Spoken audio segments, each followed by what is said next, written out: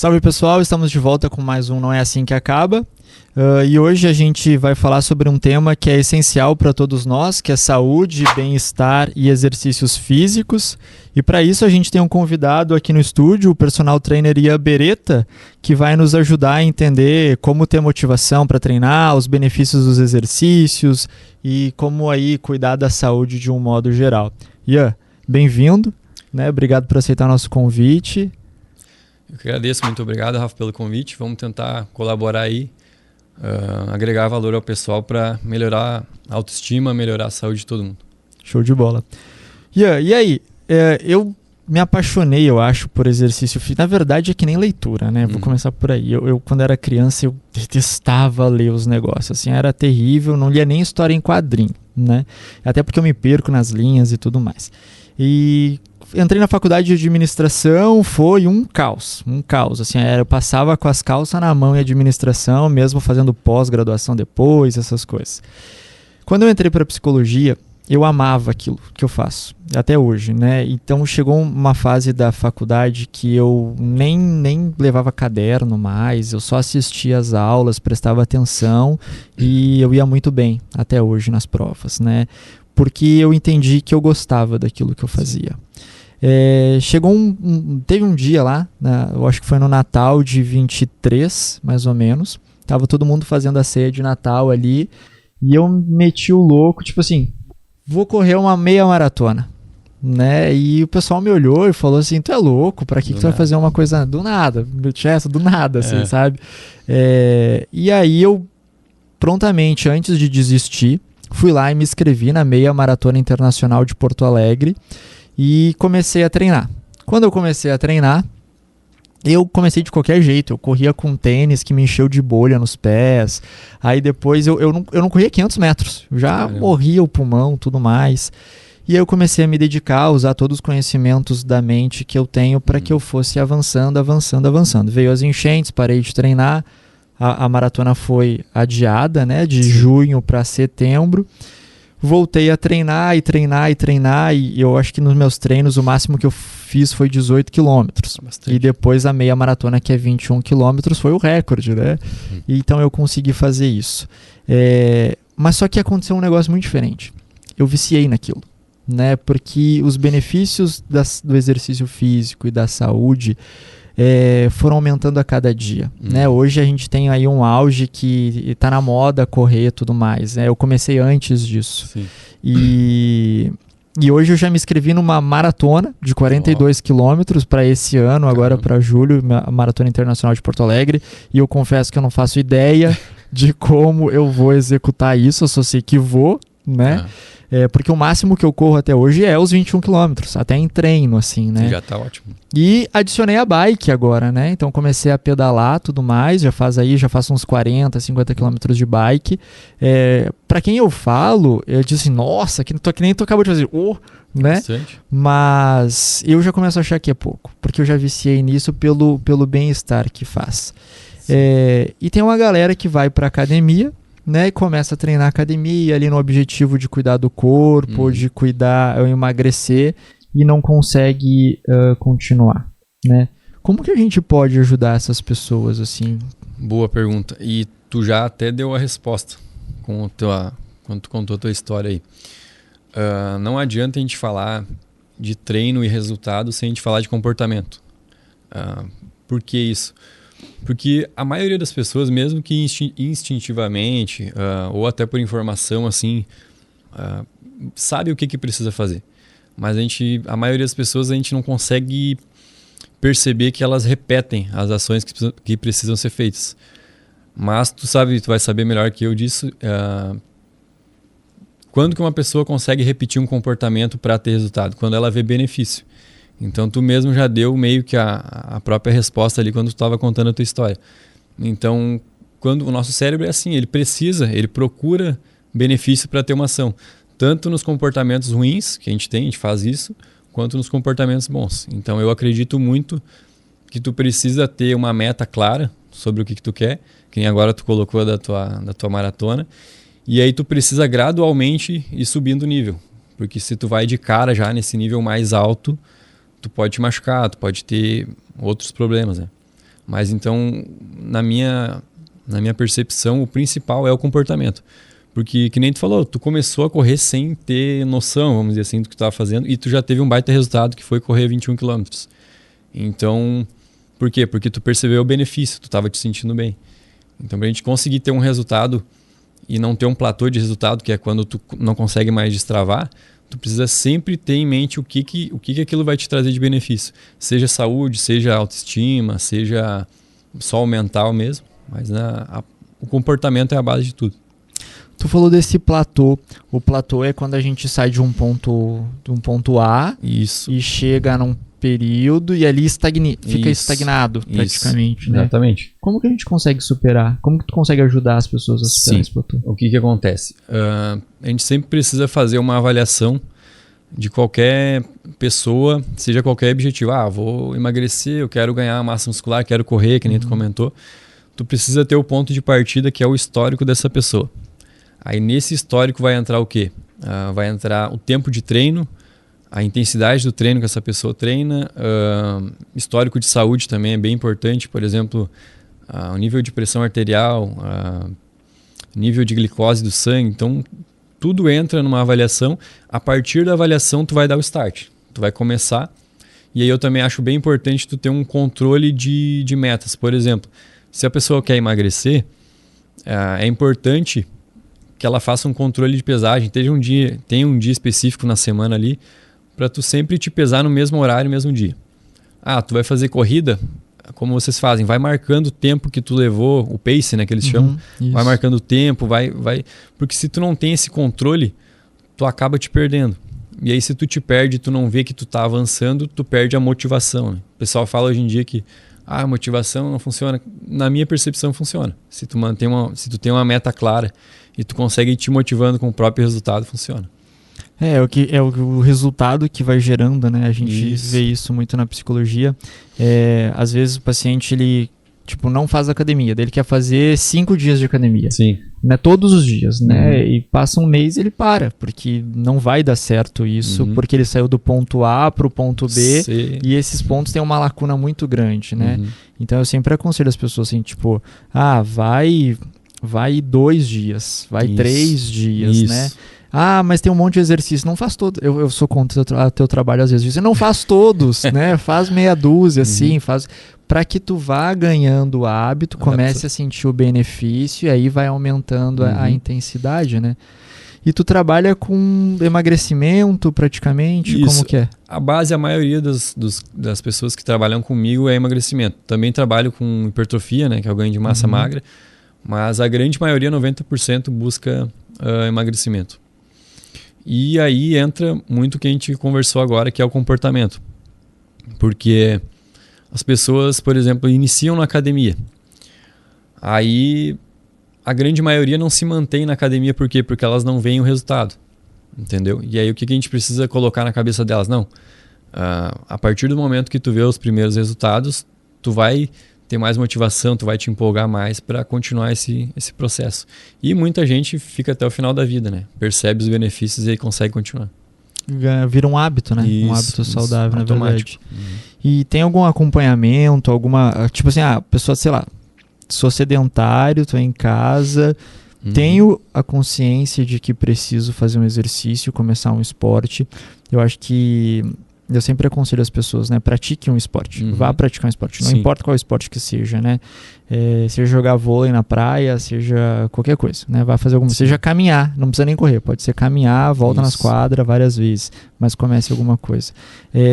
Quais cuidados iniciais a galera tem que ter aí antes de começar a praticar um esporte? Boa.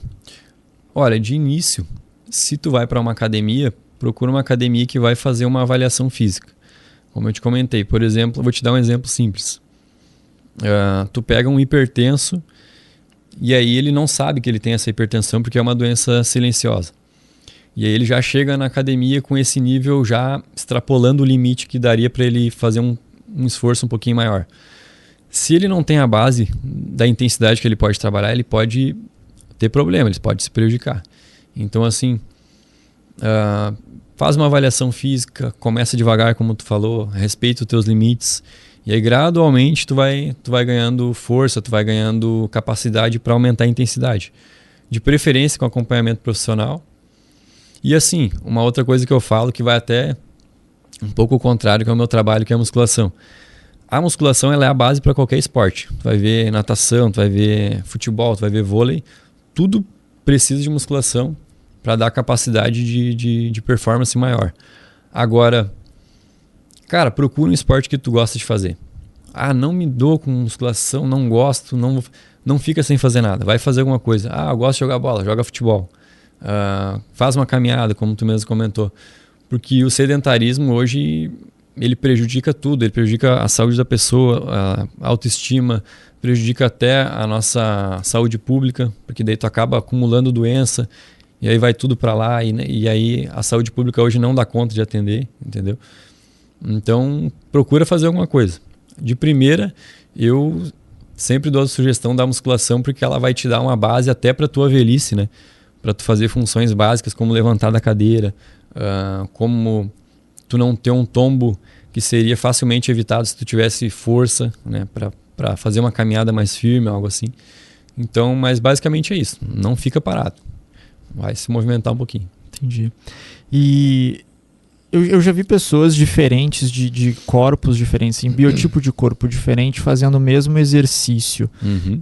Isso, tipo, são biotipos de corpos diferentes. Isso seria adequado? Porque, assim quando o pessoal vai como amigos, assim, se ajudar... Sim, e sim.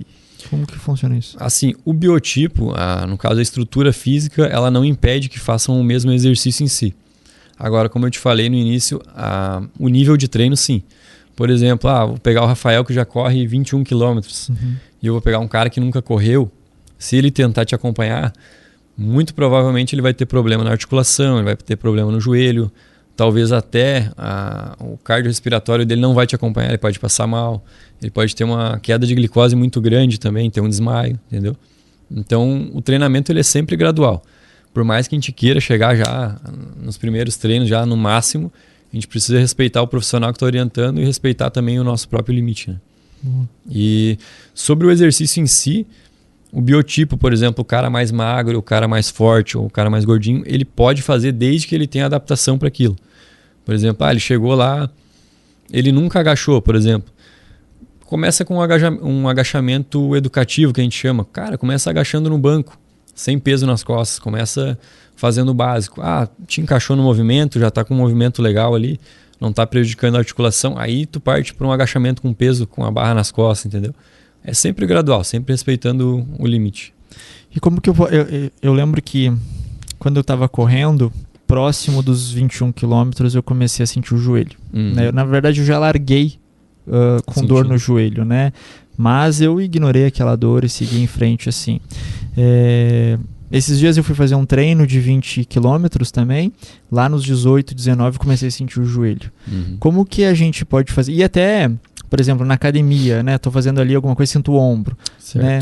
Como que a gente pode fazer aí para evitar lesões e tudo mais? Boa. Primeiro, para evitar lesões, geralmente o instrutor da academia ou o personal trainer, ele já vai te dar as orientações para tu começar a trabalhar com segurança, né? Porque na minha percepção, o primeiro objetivo do treinador, antes até do resultado estético e físico ali, é a segurança. Ele não pode passar algo que vai... te colocar em risco de segurança, entendeu? Então tem que ser gradual, tem que ser respeitando o limite físico da pessoa, a anatomia da pessoa. Sobre o joelho, é até interessante tu comentar, porque assim, a dor ela é sempre um sinal. O atleta ele tem uma cabeça muito diferente. O atleta de nível alto, ele às vezes ele ignora a dor porque ele quer um objetivo muito grande, uma Olimpíada ou algo do tipo, um troféu, e ele vai ignorar essa dor, mas ele sabe que ele vai ter um probleminha ali na frente. Para a grande maioria das pessoas, a minha sugestão é o quê? Respeita a tua dor. 2 indicativos bem grandes de tu perceber que tem um problema é o inchaço no local, já está indicando uma inflamação, e a vermelhidão. Geralmente, se tu procurar um fisioterapeuta, ele até vai te falar isso. Ele vai te perguntar, tu tá com um volume de inchaço no joelho, ou no tornozelo, ou no punho, tá com vermelhidão, sinal de inflamação. Então, respeita. O que é o respeito? Repouso. Claro, depende do caso, depende de uma avaliação, mas geralmente é o respeitar, né? E aí tu tem que também saber diferenciar essa dor da dor muscular de treino. A dor muscular localizada que a gente fala, por exemplo, tô com o meu bíceps doendo. É uma dor normal, natural de treino, de adaptação, né? O teu corpo ele recebeu um estímulo que ele não estava acostumado e ele vai se recuperar e nesse processo de recuperação ele vai sentir dor, é natural. Agora a dor articular, por exemplo, cotovelo, joelho, tornozelo, aí não, aí tu tem que parar, respeitar, procurar alguém que sabe te orientar para olhar melhor essa situação. Entendi. Quando eu faço supino, por exemplo, meu ombro estala, né? E aí eu fico com receio de cair o ombro, algum problema assim. Isso seria mais ideal com... Seguinte, o supino, ele é o exercício mais lesivo da musculação. Se tu pesquisar, acho que mais de 90% das lesões vem do supino com barra, né? Isso eu tô falando da barra. Porque ela tem uma retidão e ela limita o movimento natural da tua articulação, que é deslocar o cotovelo para dentro e depois para fora. Então eu te sugiro a tu fazer o mesmo movimento com os halteres, né? Vai, deita no banco lá, faz o mesmo movimento. Ele vai até melhorar um pouquinho a questão da tua percepção de contração, né? Porque tu vai conseguir aproximar mais o cotovelo do externo. Então tu vai sentir melhor até essa contração. Eu não estou falando que é proibido fazer supino com barra. Eu só estou falando um fato que ele é muito lesivo. E aí eu te dou uma outra sugestão que a grande maioria das pessoas sentem o supino por uma colocação do cotovelo muito alta. O cotovelo uma altura que não é a ideal. A ideal seria mais ou menos na linha da escápula, que é mais ou menos a linha do mamilo aqui do peitoral mesmo, um pouquinho mais baixa. E o pessoal deita geralmente no supino já com o cotovelo muito alto. Então a sugestão que eu te dou primeiro aquece, né? Começa com uma carga leve. Essa carga leve vai aumentar a tua lubrificação, isso supino ou qualquer exercício, porque a gente tem um líquido que é o líquido sinovial. Quando a gente está frio, ele é um tecidinho mais espesso, ele é como se fosse uma cerinha assim. E aí quando tu vai fazendo um aquecimento específico no local, aquele local vai esquentando e aquilo vai ficando uma espécie, é tipo um óleo de carro. Entendi. Ele vai lubrificar a tua articulação e vai melhorar a questão do atrito ali, né? Então primeiro sempre começa com uma carga mais leve, aquece. Gradualmente tu vai subindo a carga, vai te testando. E aí sempre cuidar o posicionamento do cotovelo. E esse líquido ele tem em todas as articulações do corpo? Todas as articulações. E quanto tempo seria o ideal de um aquecimento? Assim, eu lembro que na escola a gente fazia lá sempre os mesmos aquecimentos. Assim. Tem algum que é mais benéfico ou o tempo de aquecimento? O alongamento ele é sempre bem-vindo, assim, alongar um pouquinho antes do treino, até para tu ter uma percepção de cada musculatura, né? Porque às vezes tu pode chegar um dia na academia, não vou alongar, antes estou de boa. E aí tu vai lá e, no meio do exercício tu começa a sentir dor. Às vezes tu poderia prevenir isso fazendo um aquecimento breve ali, em poucos segundos em cada postura ali, te alonga braço, alonga posterior de coxa, faz um alongamentinho rápido. Aí a gente entra numa segunda fase, que é depois desse alongamento breve, a gente vai para o aquecimento específico. O que é o aquecimento específico? Por exemplo, o Rafa vai treinar peitoral, que a gente falou de supino. Deita na barra de supino, coloca pouco peso, 40%, 50% da tua capacidade máxima, e faz umas 2 sériezinhas ali com mais repetições, só para lubrificar mesmo. Aí fora o líquido sinovial, tu também vai jogar sangue mais naquela região, mais oxigênio, enfim. E tu vai deixar aquela região mais protegida para tu poder fazer um esforço maior depois. Legal, eu achava que era só para esticar os tendões, essas coisas assim. Também. Tu vai preparar toda a estrutura, né? Tu vai preparar tanto o tendão, o tecido mole, a musculatura. Tu vai jogar mais sangue naquele local, né? E aí tu vai ter uma proteção maior pro teu treino. Aí o pessoal às vezes pensa, mas isso aí não vai me proteger. A médio e longo prazo vai. A médio e longo prazo vai te proteger bastante. Muitas vezes eu cheguei na academia pelo tempo corrido, né? Eu só fazia e já direto lá. E aí eu fazia isso que tu fala, né? De botar pouca carga, tudo mais. E depois ia aumentando, né? Mas não sei se funcionava ou não, né? Não, mas o aquecimento ele é sempre bem-vindo. Eu nunca inicio um treino de um aluno sem aquecimento. Chegou atrasado ou não, vai fazer aquecimento igual, porque é uma proteção para ele, né? Não é nem só para o treinador tô me protegendo, não. É uma proteção para qualquer pessoa. Chegou na academia, aquecimento. Depois do aquecimento, aí sim. O teu corpo ele até já vai estar mais preparado para receber um estímulo mais forte, né? Eu tenho visto nas redes sociais, às vezes em quando, alguns profissionais da área que eles estão postando, tipo assim, não faça esse, daí, sei lá, tem uma cadeira, aquela que tu fecha as pernas, extensora, adutora, né? Não faça esse exercício para esse músculo, faça esse. E aí eu fico olhando assim, cara, todos esses exercícios que ele tá dizendo para mim não fazer é o que eu faço. É o que eu faço, sim. Né? Existe algum exercício mais benéfico? Assim, a gente sempre tem que trabalhar o nosso corpo como um todo, né? Porque ele é uma estrutura que trabalha toda junta. Apesar de ter exercícios isoladores, a gente precisa trabalhar toda a estrutura de forma equilibrada para não ter uma desproporção de força. Eu vou te dar um exemplo. Existe eles chamam de ângulo IQ, né? Que é isquios tibiais e quadríceps. Nada mais é do que a desproporção de força da parte da frente da coxa com a parte de trás. Falando uma maneira mais simples. E o que isso causa se tu tiver essa desproporção maior? Por exemplo, exercícios como leg press, cadeira extensora, enfim, vários outros exercícios de quadríceps, geralmente eles precisam de uma carga maior porque ele é um músculo já mais forte do que o nosso músculo posterior da coxa. E aí a grande maioria das pessoas só inicia o treino de perna pelo quadríceps ou dá mais ênfase ao quadríceps. Só que aí o que acontece a médio e longo prazo, ou às vezes até antes? Por essa desproporção de força, tu causa uma pressão maior no teu joelho, entendeu? Então, naturalmente, a tua perna já vai estar com mais força na parte frontal e menor força na parte posterior. Eu vou te dar um exemplo que aconteceu, se eu não me engano, no final dos anos 90. Isso eu acompanhei a história contada pelo treinador depois, né? Eu não acompanhei a história na época. O que aconteceu? A seleção brasileira de futebol estava tendo muitas lesões. Lesão. E os médicos de lá não estavam identificando o que eram essas lesões. Né? Aí chamaram o professor Waldemar Guimarães, que é um treinador bem conhecido já no Brasil e também lá fora, e para ele dar uma olhada. Daí ele falou assim, quero ver a sala de musculação. Aí ele entrou na sala de musculação, viu os atletas ali treinando e falou, já identifiquei o problema. Disse, como assim já identificou? Dele, não, o pessoal está trabalhando com uma amplitude pequena. Os exercícios de posterior, eles estavam encurtados. Então, o que acontece? O nosso músculo do posterior da coxa ele é um músculo de frenagem. Por exemplo, o quadríceps ele vai fazer a força maior na hora da potência, do chute. E o nosso posterior também vai participar, mas ele vai frear essa potência. Então, quando tu tem um músculo encurtado, que ele não está trabalhando por completo, ou equilibrado, o quadríceps muito mais forte que o posterior, o risco de lesão é muito maior.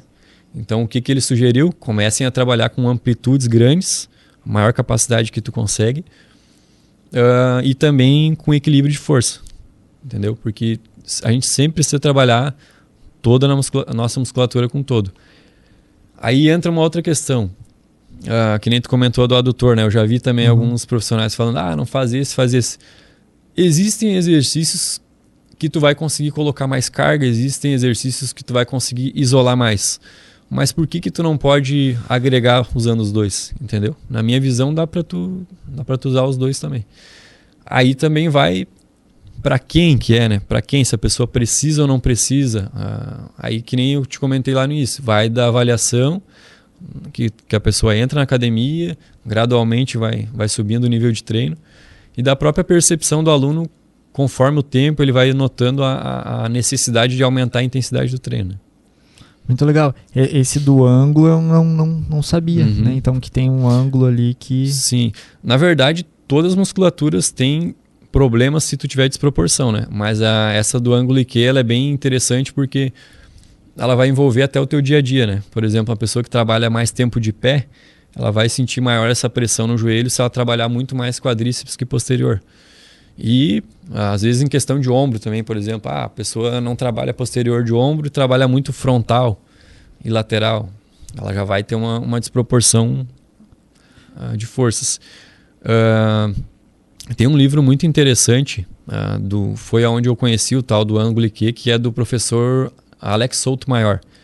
Esse cara comenta muito sobre essa parte de proporção de força, desequilíbrio de força. É um livro até que eu comprei dele sobre prevenção de lesões. Então é bem interessante, sim. Muito legal. quando eu comecei a correr eu não sabia nada, né? Então eu comecei a pesquisar, a entender, e eu vi que para corrida tinha alguns exercícios específicos, né? Inclusive a parte de trás, eu acho que é posterior, né? É posterior e glúteo. Isso. Então eu tenho que treinar glúteo, muitas coisas, porque eu descobri que o glúteo segura a coluna durante a corrida, né? Exatamente. A grande maioria, se não todos os esportes, eles têm uma base, que a gente fala que é quadril, né, que envolve ali glúteo, também coxa, e o core, hoje é o famoso core, né, que nada mais é do que o abdômen e lombar. Então, essa região de centro do corpo, ela precisa realmente estar bem, bem forte, porque no centro do corpo a gente tem o nosso centro de gravidade, né? Uhum. E se isso não tiver fortalecido, tu não vai ter uma base boa para tu trabalhar todo o resto. Então, às vezes, a pessoa, por exemplo, vai fazer um treino de costas ali, pesado, onde tu vai fazer uma barra curvada, por exemplo. Se tu não trabalha forte perna, a tua perna não vai sustentar, ela não vai te dar base para tu fazer um exercício mais pesado. Da mesma maneira, o contrário. Às vezes tem mulherada que não gosta de treinar superior. Uhum.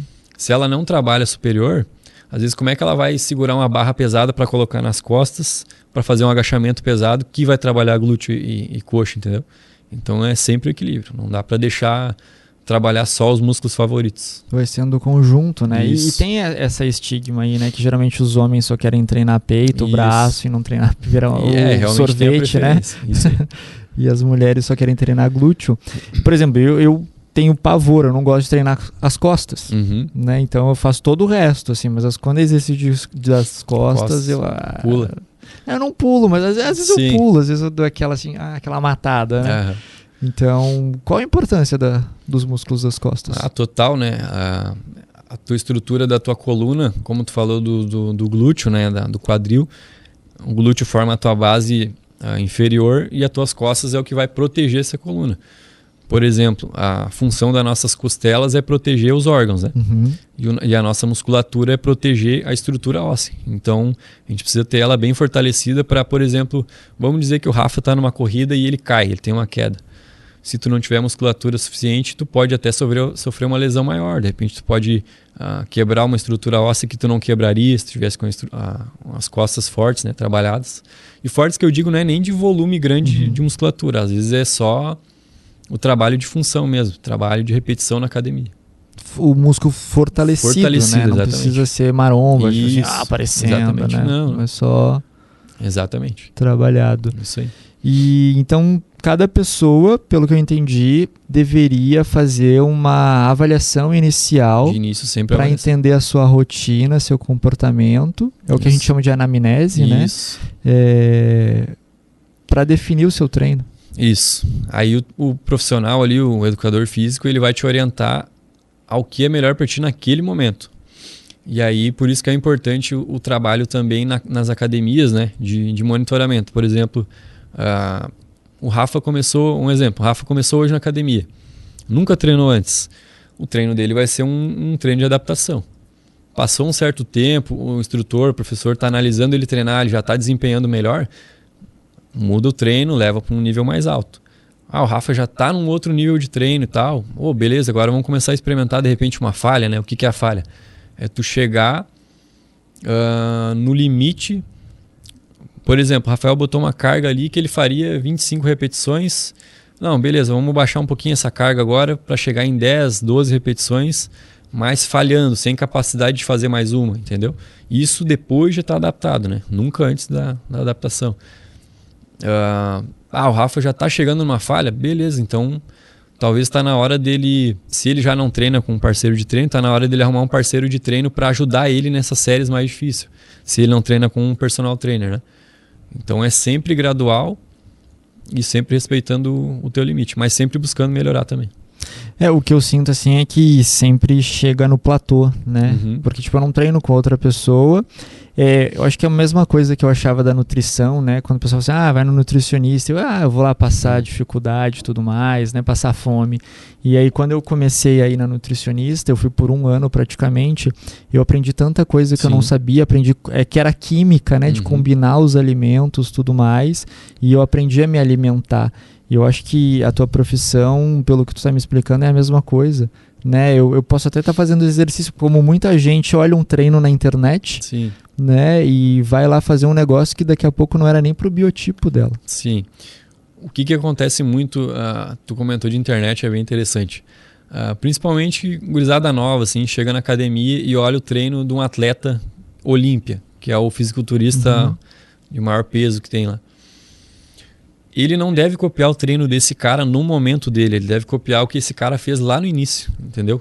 Esse cara também passou por uma base, ele também passou por uma estruturação. E outra, o que eu diria para ele copiar desse cara? Se tu pode copiar alguma coisa desse atleta, procura copiar a disciplina, procura copiar o espírito de treino que ele tem, que é aquela vontade de fazer mesmo o exercício, mas não procura copiar a carga, não procura copiar o treino em si, porque bem provavelmente tu não vai conseguir ter adaptação para desempenhar daquela maneira. O ideal então é buscar a inspiração, no comportamento e disciplina daquele atleta do que no próprio exercício que ele executava. Que nem a galera pegava o Arnold, né? Sim. E aí acabava copiando. Para mim ele também é uma inspiração, né? Duvido alguém que gosta de musculação que não gosta dele. Mas ele também teve a adaptação dele, ele fez o que tinha que ser feito antes para depois subir num palco, né? Como ele subiu. E é outra realidade, né? Naquela época, eles, na verdade, tudo que a gente tem de informação hoje, que é dado mais comprovado, dado científico, tudo eles testaram na prática sem ter muito conhecimento teórico, vamos dizer assim. Eles foram, na verdade, quem nos deu toda a base que a gente tem hoje da musculação para depois ser estudada, né? Eles testaram os métodos e hoje em dia a gente já está com tudo pronto, não precisa reinventar a roda, é só aplicar. Isso aí. Legal.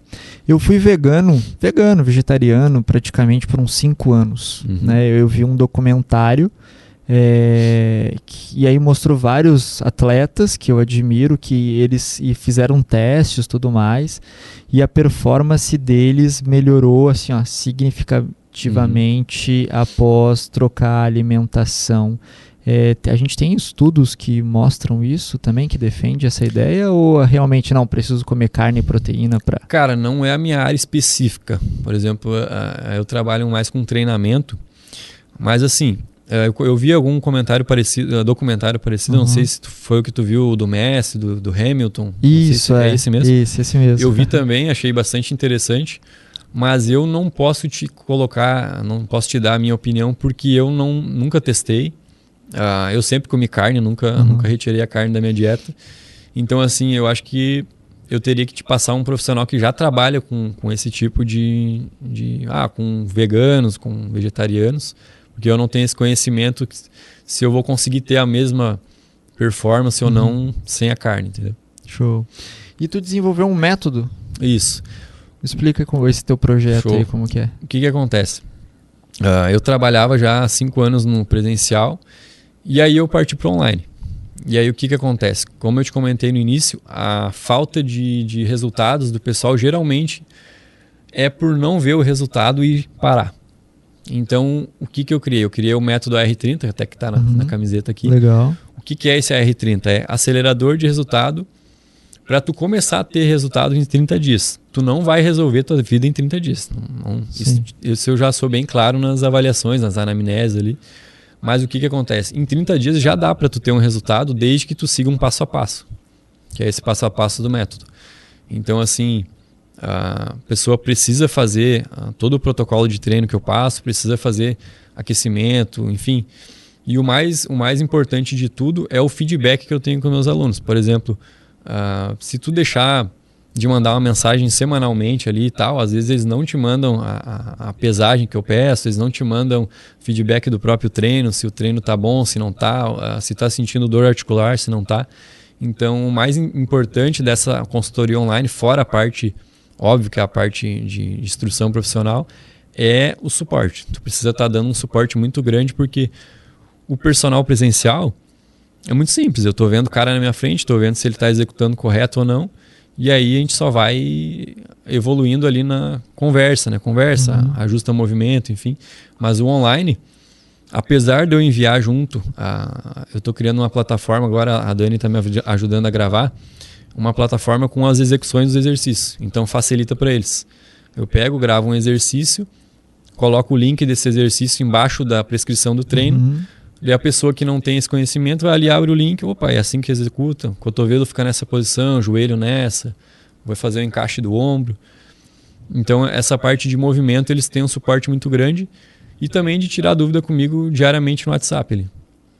E aí a gente faz essas atualizações, depende do nível de treino da pessoa, né? Por exemplo, pessoa inicial ali, eu vou dar um treino para ela ficar 15, 30 dias, depois já mudo. Depois eu passo um outro treino, vou demorar um pouquinho mais para atualizar, porque essa pessoa precisa progredir carga, precisa progredir intensidade no treino, né? Legal. Eu acho bacana disso, porque daí pode mostrar aquilo que tu estava falando do ângulo, né? Tudo mais, e do movimento para executar corretamente. Esses vídeos eles ajudam bastante, porque o pessoal tem muita dúvida em questão de movimento, né? Tanto até no presencial, assim, em sala de musculação, se tu parar para observar bem, o pessoal, às vezes, a gente instrui, orienta, é assim o movimento. E aí tu virou as costas, tu olha de novo, ele já está fazendo um movimento fora do encaixe. Então, a pessoa ter esse acesso, ter o vídeo ali para ela olhar, esqueci, vou olhar de novo, entendeu? É um suporte bem interessante. Legal. E é possível a gente ter para quem está começando, uma rotina simples de início, assim, que o pessoal... Por exemplo, a gente tem hoje um povo bastante sedentário, né, que sabe a importância de ir para academia, mas não vai. Como que o pessoal pode iniciar? Certo. Eu tive a sorte de cair numa academia, como é que eu vou dizer? Eu juntou a vontade de comer com a fome, né? Porque eu sempre fui muito curioso, muito de ir atrás de informação, e eu tive a sorte de cair numa academia que me deu toda uma estrutura e um ambiente para eu poder trabalhar isso. E aí o que acontece? Como que a gente trabalha na academia? Desde a avaliação, a gente já conversa com o aluno sobre a rotina dele. E aí a gente precisa ter toda a base de saúde dessa pessoa. Por exemplo, como que eu iria instruir um cara que não faz academia e não tem essa avaliação para o treinador ali instruir ele diariamente? Cara, se tu tá em casa, tu vai fazer um treino em casa, se tu só vai fazer uma corridinha, uma caminhada, dá uma passadinha na farmácia, afere tua pressão, mas não faz isso só um dia. Faz pelo menos durante uns 5 dias ali, de segunda a sexta, e dá uma olhadinha se ela tá uma pressão ok. O que seria uma pressão ok? 12/8, 11/8, por ali. A pressão um pouco acima disso ali, 13/8, 14/8, ela tá um pouquinho alta, tá? Ela não tá 100% normal, ela tá um pouquinho alta, mas ainda ela não é de tanto risco. Agora eu ligaria um alerta assim, o cara foi aferir a pressão. Dos 5 dias, 4 deu 15/10, 3 deu 15/10, procura uma ajuda médica. Vai no médico, vai no cardiologista, dá uma olhada nas funções cardíacas ali, faz um exame de sangue.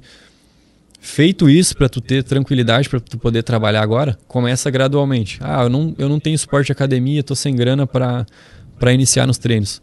Faz uma barra fixa, faz um apoio em casa, faz um exercício cardiorrespiratório, seja uma caminhada ou uma corrida. Se tu vai fazer uma corrida, para as pessoas um pouco acima do peso, e se as pessoas mesmo vão saber se estão acima do peso ou não, eu não sugiro, eu não indico a corrida, porque ela vai prejudicar mais ainda a articulação.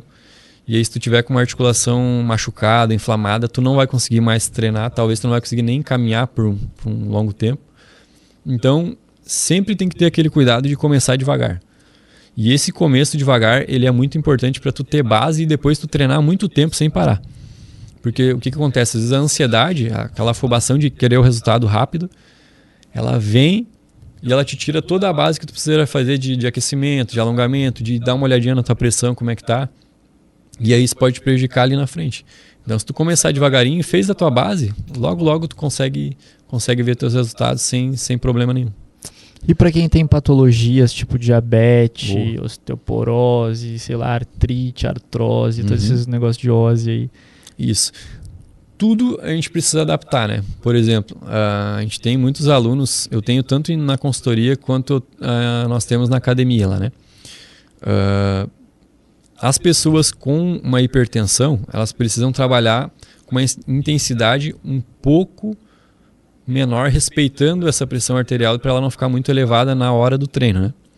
Ao longo do tempo, o treino tende a ir ajudando a melhorar essa pressão. Ela não que vai resolver 100% sozinho, por isso que eu falo que sempre procura um médico para ele te auxiliar ali junto com o treinamento e não ser por exemplo, começou a treinar, vou tirar a medicação. Não faz isso. Sempre consulta o teu médico, o médico vai saber a hora de tu tirar a medicação, a hora de tu colocar a medicação, mas o exercício físico, ele é fundamental. Por exemplo, a gente tem alunos lá na academia, eu tenho alunos na minha consultoria que eles iniciaram nos treinamentos. Vou te dar um exemplo da Rose. Eu tenho uma aluna que iniciou, agora fechou um mês que ela está comigo. E aí eu falei com ela, ela tem tanto a hipertensão quanto a diabetes, né? E aí quando a gente iniciou, ela falou, olha, a minha glicose hoje está 200 e poucos. A minha glicose hoje está 180. Eu falei, beleza, vamos treinar, respeitando os teus limites, e a gente vai monitorar esse resultado durante algumas semanas.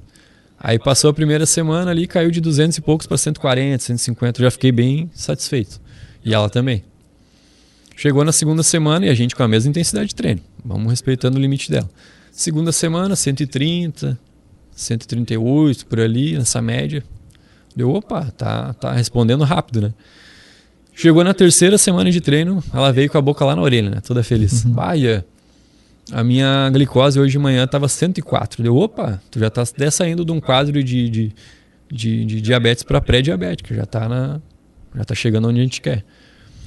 E aí no outro dia ela foi treinar comigo no presencial. Daí ela chegou toda faceira, né? Cheguei no 100. E aí do 100 para baixo é considerado tu saindo de uma pré-diabetes já para uma glicemia normal, né? Então a gente está bem satisfeito porque, como eu te falei, não é um trabalho só visando estética, é um trabalho visando a saúde e a qualidade de vida da pessoa. Às vezes tu tá diminuindo riscos de acontecer eventos agudos que podem até prejudicar a saúde, a vida dessa pessoa por muito mais tempo. Entendeu? Vou te dar um dado simples sobre glicemia. Uma glicemia abaixo de 70, ela já é considerada uma hipoglicemia, né? Que dá aquele tremor, aquela tontura e tal. Uma glicemia abaixo de 49, de 50, já é um risco muito maior de coma. Entendeu? Então, às vezes, tu pegar um diabético, colocar a treinar de qualquer jeito, sem uma instrução, sem uma avaliação, sem uma academia com suporte de profissional para comportar aquilo ali, tu pode estar colocando a pessoa num risco muito grande. E da glicemia muito alta também, da mesma maneira. Se tu tá com uma glicemia acima de 200, essa pessoa já está com um risco aumentado de eventos cardiovasculares, eventos que podem prejudicar ela para o resto da vida. Se tu está com uma glicemia acima de 300, esse risco aumenta muito. Então é assim, é um alarme para tu precisa treinar, tu precisa procurar um médico para resolver essa situação. Porque uma coisa sempre leva a outra, né? Por exemplo, um diabético, às vezes ele não é hipertenso, mas ao longo do tempo ele está causando tanta... ele está deixando o sangue dele mais espesso, ele está causando tanta sobrecarga ao sistema dele que ele se torna hipertenso. Aí depois que ele se tornou hipertenso, essa hipertensão vai começar a agredir, gradualmente ela vai agredindo os néfrons, os rins, o fígado. Então daqui a pouco tu está com todo o teu sistema cansado, agredido, por um problema que tu poderia ter resolvido simplesmente mudando o teu estilo de vida. Muito legal isso. É importante isso que tu está falando de monitorar os sinais, né, o corpo todo. Esses dias uma amiga minha me ligou que o filho dela estava bem mal, assim, né? E aí ele foi pro hospital, tudo mais, e aí laudaram ele lá com uma crise de ansiedade, um transtorno de pânico, assim, praticamente, né? Realmente, os sinais dele eram de transtorno de pânico. E ele estava em casa, sob observação, assim, mas muito mal mesmo, assim. E aí... eu falei pra ela, olha, os sinais são esses, mas leva ele espera um tempo aí e leva ele de volta pro hospital, caso necessário. E aí passou um tempo, os amigos dele que estavam com ele acabaram levando ele de volta pro hospital, e ele era mega saudável, tudo certo, né? Quando chegou lá, o médico decidiu fazer aí o teste da glicemia, estava em 400. Nossa. Né? Ele foi direto para UTI, ficou lá internado por vários dias na UTI. Exatamente, estava acontecendo diversas coisas já com o corpo dele ali, no sangue e tudo mais. E assim, é algo que quando a gente vai até no hospital, pode ser até no particular, e eu fiz o teste depois, eles não aferem isso, né? Não fazem o teste ali para ver a tua glicemia. E daqui a pouco tu tem uma diabetes que tu nem sabia que tinha, né? Sim, ou uma pré-diabetes, né? Que vai depois se tornar uma diabetes também. E aí o pessoal olha lá o treino na internet, começa a treinar e passa mal e faz tudo, assim. Então é bem valioso isso que tu tá trazendo aqui, levantando pra gente. Não sei se eu posso falar o nome da academia aqui ou não. Pode. Sem vontade. Então assim, até na HIT lá, que é a academia que eu trabalho... Paga nós, HIT. Os alunos chegam, eles sempre agradecem nós depois de algum tempo. Por exemplo, a Rose chegou e comentou, nossa... Eu nem imaginei que eu iria chegar numa glicemia normal de novo. Porque ela toma medicação, ela é diabética, ela toma medicação, só que mesmo com a medicação, a diabetes dela estava alta. Estava 200, 180, 200 e pouquinho. Então o que faltava para ela? Faltava ela ter a percepção que só tomando medicação, não mudando o estilo de vida, não ia adiantar. Ela ia sobrecarregar o sistema dela, e logo ali na frente ela ia ter um problema. Então a consciência dela aumentou. O que aconteceu? Que nem a gente começou no podcast conversando. A gente precisa ter um monitoramento. Por exemplo, se ela inicia e eu não pergunto a glicemia, porque é ela que está aferindo a glicemia dela em casa. Ela é diabética, então ela faz o piquezinho ali, dá uma olhadinha. Se eu não faço esse controle, esse feedback de conversa com ela, ô Rose, como é que está hoje? Talvez ela iniciar em 200, talvez tivesse baixado a glicemia e ela não ia perceber, talvez nos números, provavelmente daqui a um tempo ela ia até desistir da academia. Tipo, não gosto de treinar, não gosto de fazer força, vou parar. Agora ela percebendo que isso está diminuindo a agressividade ao corpo dela, está diminuindo a glicemia, melhorando um quadro de diabetes, que também, consequentemente, vai diminuir um pouquinho a pressão arterial dela. Ela vai se sentir melhor, dificilmente agora ela vai parar. Entendeu? Seja treinando comigo ou treinando com outra pessoa, o mais importante é que ela não pare de treinar e comece e continue cuidando da saúde dela. É muito bom. Isso que tu está falando a gente chama de reforço positivo, né? Quando a gente vai adicionando um estímulo positivo que te mostra, isso aqui tá dando bom, geralmente a gente tende a continuar, né, fazendo aquele comportamento ali. Isso é muito legal. E o teu método é R30, 30 dias a gente começa a já ver um benefício. Mas vamos supor que se eu fosse treinar pesado, assim, né? Dedicado, indo lá pelo menos 3 vezes por semana. Uma vez eu vi não sei se foi um estudo, um comentário, que geralmente o que acontece, né? É o tal do projeto verão. A galera quer começar a ir pra praia no verão, e aí o inverno a academia vazia. Aí chega lá em novembro, dezembro, o pessoal começa a treinar pro projeto verão, para ir pra praia. Mas daí eu vi nesse não lembro o que era, que leva praticamente 6 meses para começar a aparecer resultado. Então, se tu quer fazer um projeto verão, o ideal seria começar no inverno, lá em junho, julho. Como que funciona isso? Cara, tudo depende do contexto. Por exemplo, dá para tu notar resultados bem antes de 6 meses, tá? Só que, se tu pegar de 100% das pessoas que treinam, talvez 2, 3% dessas pessoas fazem o que tem que fazer. Vou te dar um exemplo. Se tu pega uma pessoa que mesmo que ela já esteja treinando há um bom tempo, aí tu faz uma anamnese séria com ela mesmo, fala, tu pode até mentir pra mim, mas pra ti tu não vai mentir. Tu tá fazendo dieta de segunda a segunda, se tu quer um resultado mesmo de verdade, tu tá fazendo dieta de segunda a segunda, ou tu tá fazendo de segunda a sexta e sábado e domingo o dia inteiro tu come porcaria? Porque se tu come porcaria todo sábado e domingo, então de 30 dias, 8 tu tá comendo porcaria. Então já é quase 30% que tu não tá fazendo. E aí entra outras variáveis, outro contexto. Por exemplo, às vezes as pessoas acham que estão treinando com intensidade e não estão. Na verdade, elas estão bem abaixo do potencial delas. Entendeu? Então, tu sempre precisa ver o contexto inteiro. Sim, geralmente hipertrofia, que é o ganho de volume muscular, às vezes demora 2, 3 meses para tu notar, mas dá para tu começar a notar antes. Aí varia do quê? Da pessoa ter um método para treinar, seguir um método certinho, da pessoa ter a frequência de treino, né? Porque não adianta ela treinar uma semana com muita intensidade, na outra semana ela já reduzir pela metade essa intensidade. E das outras variáveis que até sono, dieta, o próprio comportamento que a gente conversou.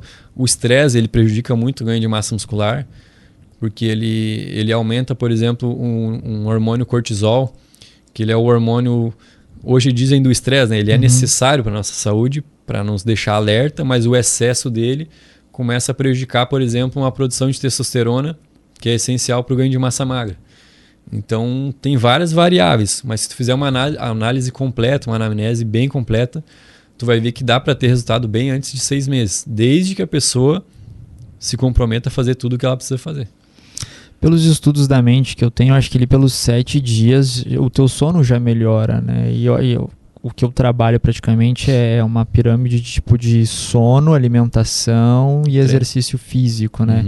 Eu acho que muitas patologias, a gente, claro que outros vieses, mas eu acho que isso é a base do desenvolvimento humano, assim, né? Sim. Não tem como ser diferente, né? Porque uma coisa sempre está ligada à outra. Por exemplo, qual o principal fator modificador do corpo? É o treino. Tu pode comer bem, dormir bem, se tu não treinar para dar um estímulo de mudança na tua fibra muscular, ele não vai mudar. Agora é uma bola de neve. Tu deu estímulo. Se tu não te alimentou bem, tu não vai conseguir recuperar aquela musculatura para ela se desenvolver melhor. Beleza, eu dei o estímulo, me alimentei super bem, dormi insuficiente. Não, também tu não vai produzir a cascata hormonal, tu não vai dar o descanso necessário para aquela musculatura desenvolver, para todas as tuas funções, né? Seja uma circulação sanguínea, ofertando os nutrientes ali da maneira melhor possível. Mas é sempre essa tríade que tu comentou, é fundamental. Se uma delas estiver abaixo do que deveria, ela vai prejudicar todo o resto do resultado. Até porque nós somos seres, né? Se a gente olhar para o tempo das cavernas, era assim, né? Pô, tu saía para caçar e tu corria atrás, ou fugia da caça, depende, né? O tempo todo, e aí dormia era com a luz do sol, né? Acordava com a luz do sol. Hoje a gente tem os despertadores, né? O celular aí que acaba interrompendo o nosso sono. Sim. E mais alimentação, né? Que antigamente eram coisas mais saudáveis e hoje são muitos alimentos industrializados que acabam impactando, né? E o treino, ele, como tu falou, uma das primeiras melhoras que eu noto com o feedback de conversa com os alunos é o sono. A pessoa começou a treinar 1 semana, 2. Cara, na terceira, dificilmente o cara já não sentiu que o sono dele tá mais profundo, tá mais aquele sono que tu chega mais revigorado no outro dia, né? E às vezes a pessoa dorme o tempo suficiente, mas ela não dorme a qualidade do sono suficiente. Aí às vezes o treino também vai te entregar essa capacidade. Porque às vezes o que a pessoa está precisando? Ela está precisando botar para fora aquela energia, ela está precisando gastar e não ficar só aqui. Tu sabe melhor que eu, tu é da área de psicologia, então às vezes a energia é só na cabeça, sem fluir a energia pelo corpo, sem usar aquela energia, ela vai te causar um problema porque tu vai ficar só usando energia de pensamento e não vai usar o teu corpo para as funções que ele foi feito, né? Que é força, resistência, desse tipo. Muito bom. Eu lembro que quando, sei lá, eu tinha 18 anos, mais ou menos, eu tinha um colega de trabalho, né? Que eles iam treinar comigo, assim, antes do trabalho. E aí ele veio assim, cara, vamos fazer o treino pirâmide. O treino pirâmide, porque é melhor, que não sei o quê. E tu bota uma carga aqui, vai aumentando a carga, em cada série vai aumentando a carga e reduzindo a quantidade de vezes, né? Vai depender do biotipo de corpo, tem algum benefício, como que é? Na verdade, não. Na verdade, a base da grande maioria dos métodos é o método de pirâmide, que eles dizem tu começa com uma repetição mais alta, com a carga menor, que seria mais ou menos a carga de aquecimento. Aí tu vai diminuindo o número de repetições para tu ter mais capacidade de carga, né? De sobrecarga, de fazer força. E aí tu vai chegando ali, por exemplo, hoje a gente tem esse conhecimento que é na média de 6 a 15 repetições, tu vai trabalhar hipertrofia, que é o desenvolvimento da musculatura. Acima disso é mais uma resistência localizada e abaixo de 5 é força pura. Mas aí são valências diferentes, né? Por exemplo, se tu vai trabalhar uma força pura, tu vai procurar descansar ali 3, 5, dependendo do basista ali, do profissional que vai treinar isso, ele descansa 10 minutos. Porque a ideia dele é o quê? É chegar na competição e erguer um pouco mais de peso que ele ergueu na última. Agora, quando tu trabalha hipertrofia, que é desenvolver músculo, tu precisa de um descanso um pouco menor, aí varia de método também, mas fica na média ali de 40 segundos a 1 minuto e meio, por ali. Também depende do exercício, né, que a pessoa vai fazer, porque, vou te dar um exemplo, o Rafael vai agachar com 100 quilos nas costas, a frequência cardíaca dele vai lá em cima, então ele vai precisar de um pouco mais de tempo de descanso. Agora o Rafael foi ali e fez uma elevação lateral para ombro. Cara, não precisa tu descansar tanto tempo como no agachamento. Então vai também de tu ir trabalhando essa percepção, de tu ir trabalhando não com um número fixo na cabeça de tempo de descanso, mas sim com a tua percepção de esforço. Entendi. Então o tempo que eu dou de descanso de um exercício para outro é o nível de esforço cardíaco que eu fiz. Exatamente. Porque geralmente eu sigo meu relógio, né? E ele manda eu descansar 1 minuto sempre em cada exercício. É uma média boa. É uma média boa.